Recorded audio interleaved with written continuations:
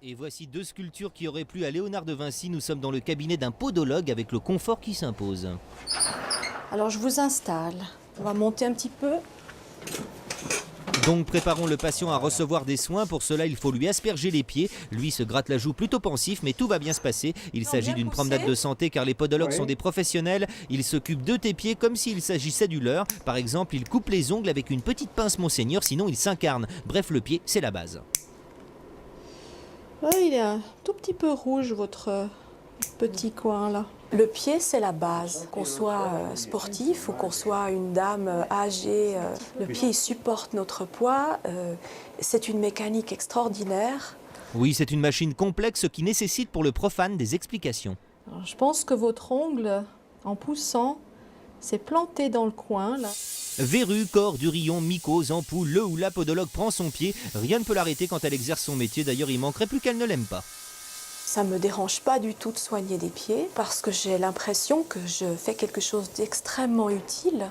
D'une part, ma clientèle est soulagée, elle peut à nouveau marcher. Et puis d'autre part, je leur évite des tas de complications quand ces personnes sont par exemple des diabétiques ou ont des problèmes circulatoires. Voilà. Même si on ne voit plus la mycose, elle est encore là, elle attend qu'une chose, c'est que vous arrêtiez le traitement. Il faut vraiment que l'ongle repousse bien et qu'on ne voit plus du tout ces taches. Une première partie du métier consiste en des soins médicalisés du pied, des ongles, donc de la peau. Et puis l'autre aspect du métier, c'est tout ce qui est correction, protection, à l'aide de semelles orthopédiques fabriquées sur mesure. Si une épaule plus basse que l'autre. Au niveau du dos, il y a des douleurs, des fois, non? En bas. En position, ouais, en bas du dos, au niveau lombaire. Hein.